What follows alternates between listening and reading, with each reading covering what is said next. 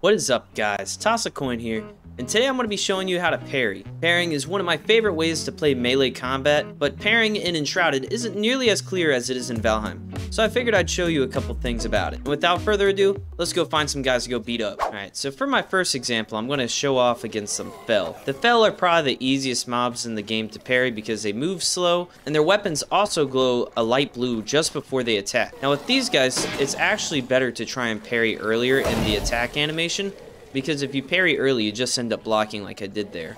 Now the parry can be extremely strong, especially when it's paired with the merciless attack, because you can walk behind the enemy and get extra backstab damage. Hey guys, post-editing toss a coin here. I forgot to mention where you can get the merciless attack. All you have to do is just go into your skills, and it is literally in the very first inner circle on the skill tree, so you can get this pretty early. I think it only costs maybe 2 skill points, and I highly recommend following it up with the power parry. If you plan on parrying enemies a good bit, or if you're a melee player, these are, in my opinion, 2 essential skills. And back to the video. Now let me show you the parry against another enemy type. Now I'm not really sure what you would like to call this faction enemies. Maybe marauders, raiders. I like to call them scrap boys because they drop metal scraps. These guys, their weapons light up yellow, so they're a little bit harder to see, especially in the daytime. So if you want to make it easier, you can always drag them into a shadow. Right there, his weapons light up yellow. And so we're going to try and wait for his weapons to light up yellow before we go to parry. And just like that, we parried. We can do the merciless attack and knock him out real quick. Now I'll show you just one more time. Easy parry, let's merciless attack, come out of his misery.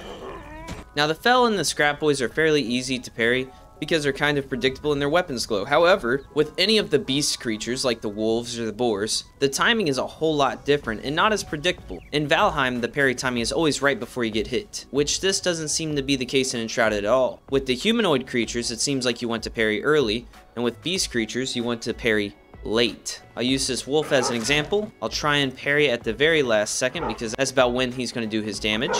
So we're going to try and wait right before he hits. And there we go. I had to wait for his attack to basically connect to parry him.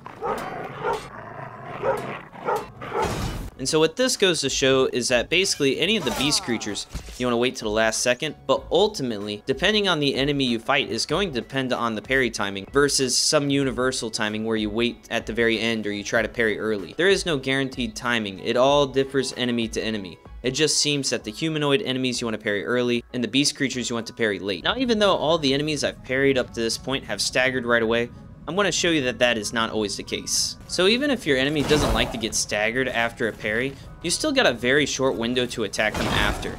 So you got a little bit of an opening. Oh my god, my timing was godlike. Somebody clip that. So you still got that little bit of an opening right after you parry where they're knocked back. So even if they're not staggered, it still gives you a chance to build up their stagger bar and finish them off. So don't be dissuaded from the parry. That's also not to say that you shouldn't be left mouse buttoning your enemies at all, because if the left mouse button spam is how you like to play, that's all you. Now you might be wondering, if this technique isn't going to always work, why would you even bother parrying? The main reason would be for the merciless attack, because it saves the durability on your sword. My sword here only has 160 max durability, which means if I'm constantly swinging, I'm going to run out of durability quickly. So if I take my time to parry my enemies and mercilessly attack them, then it saves the durability on my sword. Ultimately, meaning I can spend more time adventuring, fighting, and not having to go back to base as much. I hope that this short guide has been able to clear up the parry mechanic for you. If you just need some ground rules, human-looking people, parry them early. Anything that looks kind of like an animal, parry them late. The most overall general rule, you have to kind of play it by ear. Each enemy has a slightly different parry pattern, and there's no universal rule. I'm not sure if this was intended or not, but that's just a conclusion I've come to. But anyways, guys, if you've enjoyed this video, please like and subscribe. Let me know what you want to see next time, alright? And as always, guys, see you next time.